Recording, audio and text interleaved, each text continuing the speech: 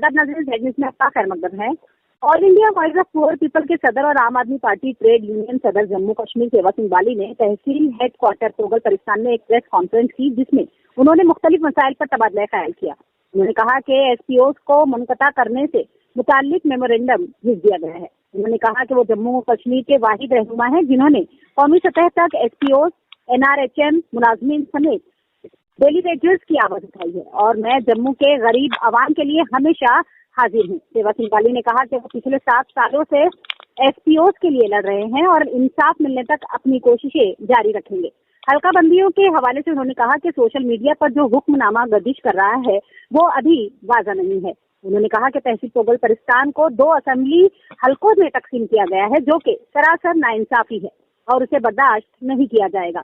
सेवा सिंह बाली ने कहा कि तहसील पोगल परिस्तान जिसकी शनाख्त तकसीम हो गई है, जो हमारे लिए ठीक नहीं है। आगे देखिए रामबन से हमारे नुमाइंदा अनीश शेख की ये रिपोर्ट। इस वक्त तहसील हेडक्वार्टर उखराल में हूँ और सभी मीडिया के भाइयों का, मित्रों का धन्यवाद करना चाहूँगा। और जिस तरीके से आपने जम्मू कश्मीर लद्दाख के हमारे जो एसपीओ भाई हैं और या बहनें हैं, उनके मुतलिक आप जानकारी जानना चाहेंगे। मैं आपकी जानकारी में बताना चाहूँगा। सबसे पहले मैं आप सभी के चैनल के माध्यम से, हमारा एक एसपीओ भाई बांडीपोरा में शहीद हुआ है। मैं बड़े दुख से हमें कहना पड़ता है और हम ये कहना चाहेंगे कि जो हमारा एसपीओ भाई बांडीपोरा में शहीद हुआ है, हम सब इस दुख की घड़ी में उनके परिवार के साथ खड़े हैं और मैं अल्लाह ताला से, भगवान से यही दुआ करूँगा, प्रार्थना करेंगे कि उनके परिवार को ये सदमा बर्दाश्त करने की हिम्मत दे और हम जम्मू कश्मीर की जनता कभी भी हमारे एसपीओ भाइयों की शहादत को कभी ज़ाया नहीं होने देगी। दूसरी तरफ से काफ़ी हमारे कुछ पॉलिटिकल पार्टीज़ के लीडरों को, कुछ हमारे काफ़ी चाहने वालों को ये गलतफहमी है कि जम्मू कश्मीर लद्दाख के एसपीओ का जो मुद्दा मैं पिछले काफ़ी समय से उठा रहा हूँ, जिसमें डेली वेजेस की बात हमने की, एनएचएम एम्प्लॉइज़ की हम बात करते हैं, हर एक तबके के छोटे एम्प्लॉइज़ के साथ जो भी नाइंसाफ़ी होती है उसके सिलसिले में हम बात करते हैं। और 2013-14 से मैं आज तक जो जम्मू कश्मीर लद्दाख के अंदर जितने भी हमारे एसपीओ भाई और बहनें हैं, उनके आवाज़ को लेके हम चल रहे हैं। और काफ़ी लोगों को ये गलतफहमी है कि शायद काफ़ी ज़्यादा फंडिंग जो है एसपीओ के द्वारा की जाती है। तो मैं आपकी जानकारी में ये बताना चाहूँगा, 2014 से लेकर 2021 तक जो भी हमने एसपीओ के बारे में, आप सभी चैनल्स जानते हैं कि हमने तमाम मीडिया के ज़रिए भी जम्मू कश्मीर के एलजी साहब, देश के प्रधानमंत्री, देश के होम मिनिस्टर साहब तक ये आवाज़ पहुँचाने की कोशिश की है। और जब 2021 में ऑनरेबल सुप्रीम कोर्ट तक हमें जाने पड़ा, वजह ये हुई कि जब देश के प्रधानमंत्री ने भी इनके बारे में लिखा कि इनकी रेगुलर पॉलिसी फ्रेम कर दी जाए, देश के होम मिनिस्टर साहब ने भी लिखा, हमने प्रोटेस्ट भी किया, इवन कि जम्मू कश्मीर के होम डिपार्टमेंट ने भी एक लेटर डीजीपी साहब को इशू किया कि इनकी रेगुलर पॉलिसी फ्रेम होने में ऑलरेडी 18 महीने लैप्स हो चुका है, फर्दर डिले नहीं होना चाहिए। उसके बाद भी जब इनकी बात को न सुना गया तो हम सुप्रीम कोर्ट ऑफ इंडिया में सभी डॉक्यूमेंट्स के लेकर एक पिटीशन फाइल की, जिसमें जब सुप्रीम कोर्ट में हम गए तो उस वक्त हमारे कुछ एसपीओ भाइयों ने, बहनों ने फाइनेंस, जब केस था, पिटीशन थी, उस दौर में की होगी, तो उससे ये सब हमारे एसपीओ भाई भी जानते हैं और आप सब भी जानते हैं और दुनिया भी जानती है। अब जो हमने पिछले 6-7 साल से कंटिन्यू काम किया है, जो जम्मू कश्मीर की जनता के सामने, गरीब जनता के दिलों के अंदर हमने जो जगह बनाई है, वो आजकल कुछ हमारे ही साथियों को, हमारे ही दोस्तों को रास नहीं आ रही है। इसलिए जो है वो आनंद फानंद में मैं आपके माध्यम से यही कहना चाहता हूं कि अगर किसी बेसहारा आदमी की, बेसहारा लोगों की आवाज उठाना जुर्म है या वो गलत है, तो ये गलती हम हमेशा करेंगे और हमें किसी भी किस्म की परेशानी नहीं है, क्योंकि हम हिंदुस्तानी शहरी हैं। हमने जम्मू कश्मीर के अंदर जो हमारे डेली वेजर्स, सुसाइड तक कर रहे हैं, हमारे एसपीओ भाई शहादत दे रहे हैं, और 200 रुपए आप उनको दिन का 200 रुपए आप उनको दोगे तो ये हम कतई बर्दाश्त नहीं करेंगे। और हमारी यही मांग रहेगी, जब तक हमारे जम्मू कश्मीर लद्दाख के एसपीओ की रेगुलर पॉलिसी फ्रेम नहीं होती है। और हमने ऑलरेडी तमाम मीडिया के चैनल्स के माध्यम से देश के होम मिनिस्टर साहब, देश के प्राइम मिनिस्टर साहब को एक मेमोरेंडम भी दे चुका हूं मैं इसी महीने की 2 तारीख को दिल्ली में जाकर। और उसमें हमने क्लियर ये भी गुहार लगाई है कि अगर इन मुद्दों के ऊपर अभी भी एक्शन न लिया गया या इनके मसाइल को हल नहीं किया गया तो आने वाले वक्त में जम्मू कश्मीर के अंदर एक बहुत बड़ा आंदोलन शुरू कर दिया जाएगा, जिसके रिस्पांसिबल जम्मू कश्मीर की एलजी इंतजामिया होगी। सर एक और मेरा आप जैसा ही मित्र है, मैं उसको जवाब देना चाहूंगा कि सेवा सिंह बाली ने 11 साल गवर्नमेंट जॉब किया है। मैं खानदानी आदमी हूं और मेरा बिजनेस है। और मैं 2003 में जब शायद वो अपना मूवी साफ नहीं कर सकता था, उस वक्त भी मेरे पास गाड़ी थी। मैंने 14 साल का कैरियर है मेरा पॉलिटिकल कैरियर। उस शख्स को अपने गिरबान में झांकने की जरूरत है। मैं जानता हूं उसकी औकात क्या है। मैं बेहतर नहीं समझता हूं कि इतने छोटे से घटिया लोगों के सोच का जवाब देने की मैं जरूरत नहीं समझता हूं। सेवा सिंह बाली को पूरा जम्मू कश्मीर ने, पूरे देश का मीडिया जानता है और जनता जानती है। सेवा सिंह बाली का जो कद है पूरे जम्मू कश्मीर के जनता के दिलों के अंदर जो जगह हमने बनाई है, ये शुरू से होते आया कि हमेशा फलदार दरख्त को पत्थर जरूर पड़ते हैं, उससे हमें कोई फर्क नहीं पड़ता है। मैं जानता हूं, मैंने आपको मैं ये बताना चाहूंगा कि उन लोगों को भी मैंने ही चलाया है और मैंने यहाँ तक पहुंचाया है। और आज वो मेरे ऊपर जो बात करते हैं, मैं उनको यही कहना चाहूंगा कि सेवा सिंह बाली को अगर जहाज में जाना है तो आपसे सर्टिफिकेट लेने की जरूरत नहीं है। लाखों चाहने वाले सेवा सिंह बाली को जम्मू कश्मीर के अंदर है। सेवा सिंह बाली को हर मुमकिन मदद करने के लिए लोग वॉलंटरी तैयार हैं। अब अगर किसी को तकलीफ है तो उनको अपने गिरबान में झांकने की जरूरत है। सेवा सिंह बाली ने पिछले 7 साल से, जो आजकल के लीडर इलेक्शन के दौर में नमोदार होते हैं, हम 24 घंटे जनता के बीच में रहते हैं और जो काम जरूर करता है और आजकल के दौर में उसके ऊपर उंगलियां उठाना कोई बड़ी बात नहीं है।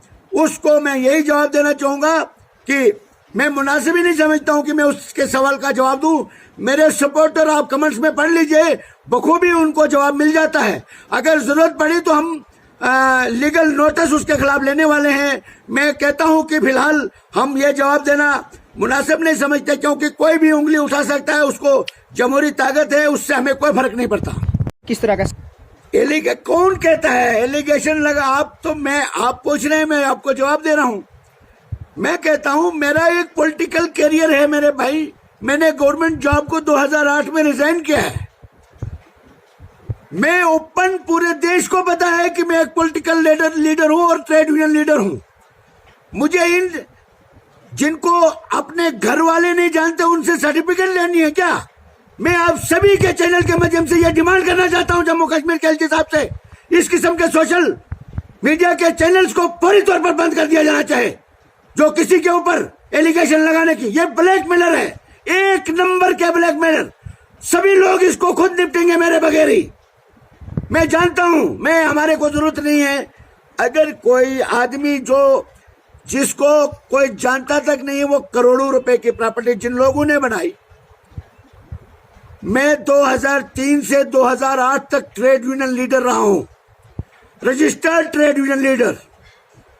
2008 से 2022 तक ट्रेड यूनियन प्रेसिडेंट हूं, जनरल सेक्रेटरी रहा हूं और पॉलिटिकल पार्टीज के साथ जुड़ा रहा हूं। इलेक्शन कंटेस्ट किए हैं और लाखों लोग मुझे चाहने वाले हैं।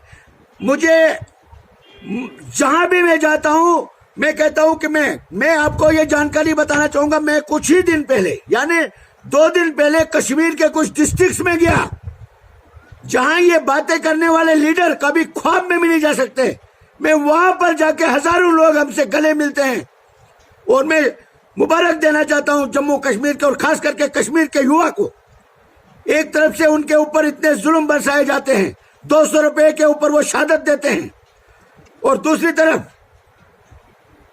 हमारे जम्मू कश्मीर की गवर्नमेंट की तरफ से, सेंट्रल गवर्नमेंट की तरफ से हमारे युवा को आए रोज किसी न किसी परेशानी में झोंका जा रहा है।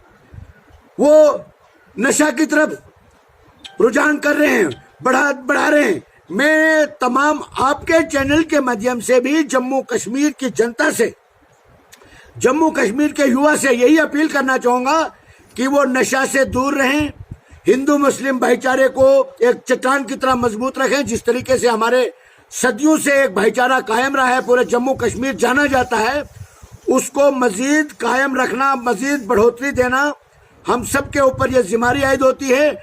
जब तक हमारा देश एक गुलदस्ते की तरह हिंदू मुस्लिम भाईचारे से मजबूत रहेगा, तब तक दुनिया की कोई ताकत हमारे देश के ऊपर उंगली नहीं उठा सकती। और ये होशियार रहना होगा। और मैं आप सभी के चैनल के माध्यम से एक पैगाम देना चाहूंगा कि मैं 2008 से 2022 तक आप सभी के सामने जो हमने काम किए हैं, दुनिया के सामने वो शीशे की तरह है। हमने जो जहां भी नाइंसाफी हुई उस बात को हमने उजागर किया। और लोगों ने, आजकल के लीडर जो हैं वो सिर्फ अपने आप को अपग्रेड करते हैं। मैंने आज तक कोई इतनी बड़ी प्रॉपर्टी नहीं बनाई। अब लोग मेरे सपोर्ट में हैं, लोग मुझे मदद करते हैं, लोग मेरे साथ चलते हैं, लोगों का प्यार मेरे साथ है। और मैं लोगों को रोक रहा हूं। जो आपने सवाल मुझे पूछे, मेरे सपोर्टर्स जवाब देने के लिए तैयार हैं, मगर मैंने उनको कहा है कि कोई जरूरत नहीं है, आपकी दुआएं हमारे साथ रहनी चाहिए। और मैं आपके चैनल के माध्यम से भी ये कहना चाहूंगा कि जब तक इन जम्मू कश्मीर की गरीब जनता के साथ नाइंसाफी होगी, शहबाज सिंह बाली अपनी पूरी टीम के साथ ये आवाज को उठाता रहेगा, चाहे वो किसी को अच्छा लगे या बुरा लगे। यही मेरा पैगाम रहेगा। मैं नहीं ला रही। ये शर्म आनी चाहिए, शर्म से डूब मरना चाहिए हमारे जम्मू कश्मीर के एलजी एडमिनिस्ट्रेशन को और स्पेशली हमारे डीजीपी साहब को। जब हमारे जम्मू कश्मीर के अंदर हमारा कोई एसपीओ भाई शहादत देता है, उस वक्त डीजी साहब कंधा देने के लिए पहुंच जाते हैं। जब इनकी बेनिफिट की बात होती है, उस वक्त हमारे जम्मू कश्मीर के डीजीपी साहब इनको टेम्परेरी कहते हैं। जब इनसे सर्विस लेने की बात आती है, एसओजी में हमारे एसपीओ भाई को भेज दिया जाता है। जहां भी इनकाउंटर होगा सबसे पहले एसपीओ जाता है। ट्रैफिक में हमारे एसपीओ भाई ड्यूटी कर रहे हैं। वीआईपी के साथ ड्राइवर, एज ए ड्राइवर गाड़ी ड्राइव कर रहे हैं एसपीओ। जहां भी आप देखोगे एसपीओ उस वक्त वो टेम्परेरी नहीं है। जब उनको बेनिफिट देना होगा उस वक्त वो टेम्परेरी होते हैं।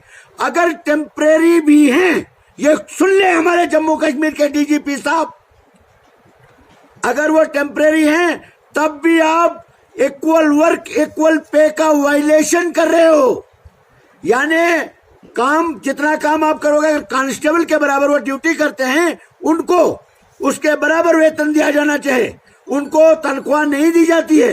ये बड़े अफसोस के साथ कहना पड़ता है, क्योंकि एसपीओ भाई जो हैं वो प्रोटेस्ट भी नहीं कर सकते। इसलिए मैंने इनकी आवाज को, इनकी आवाज बन के मैं आगे चल रहा हूं और मरते दम तक इनकी आवाज के साथ जुड़ा रहूंगा।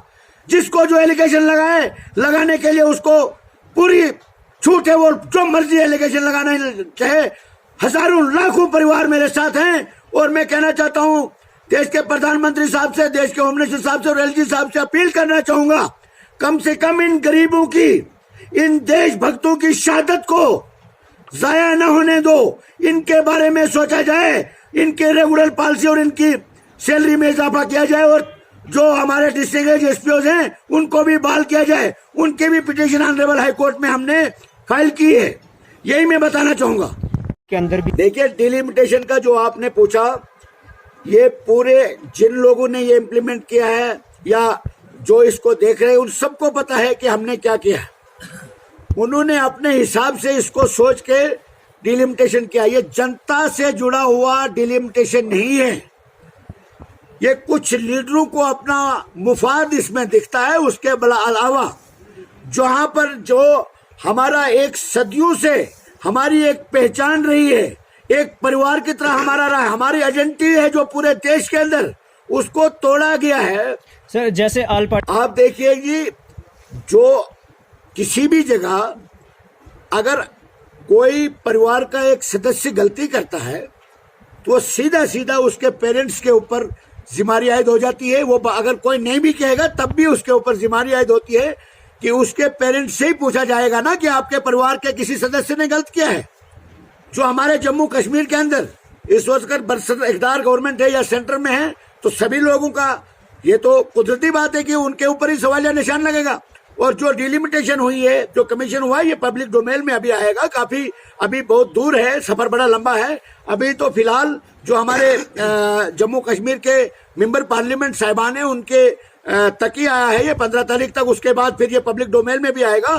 इसमें अभी काफी काम करने की जरूरत है। जब ये फाइनल हो जाएगा उसके बाद देखा जाएगा। बाकी ये जो जिस तरीके से डिलिमिटेशन हुआ है ये सरासर गरीब जनता के साथ, अवाम के साथ, अवाम जम्मू कश्मीर की तो पहले से ही पिसी जा रही है। ऊपर से जो बची खची कसर थी डिलिमिटेशन ने निकाल दी। बाकी मैं एक बात बताना चाहूंगा, देश की हर रियासत में हर 10 साल के बाद हदबंदी कमीशन होती है यानी डिलिमिटेशन होती है। यहाँ पर काफी सालों के बाद डिलिमिटेशन हुई और वो भी आपने देखा होगा। इसमें यही कोशिश की है कि भाई को भाई से दूर करने की कोशिश की गई है। हमारा तो यही मानना है, जो हमारा एक आइडेंटिटी है, पोगल प्रस्थान की एक आइडेंटिटी है, पूरे देश में पोगल प्रस्थान का नाम है, पूरी दुनिया में नाम है, इसको भी बांटने की कोशिश की गई है। पुंछ राजौरी को अनंतनाग के साथ जोड़ा गया है। क्या आपको नहीं लगता है कि ये सरासर नाइंसाफी है? ये तो मुझे लगता है कि जो बिल्कुल जिनके पास दिमाग है ही नहीं वो भी इसको गलत समझते हैं। तो हमारा आम आदमी पार्टी तो बिल्कुल यही कहती है। और हमारे तो परसों हमारा तो एक डेलीगेशन डिविजनल कमिश्नर, ये तो हम लोग बाकी लीडर तो सिर्फ बात करते हैं, हम तो जमीनी स्तर पे काम करते हैं। सबसे पहले मेरा स्टेटमेंट आप देख लीजिए, आपको पता है सब, हमने पहले भी ये बातें की है। बाकी यहाँ कुछ लीडरों को उस वक्त याद आती है सोने की, एक यहाँ सुनने वाला कोई नहीं। और आज के दौर में जम्मू कश्मीर की जनता अपने आप को लावारिस समझती है। जनता को जागना होगा। आने वाले वक्त में जनता की अदालत में जनता को बढ़ चढ़ कर इन सभी चीजों का जवाब जो है, जनता मिजाज है, जनता की अदालत में जनता खुद मिजाज है इन सब बातों का जवाब देने के लिए। यही कहना चाहूंगा।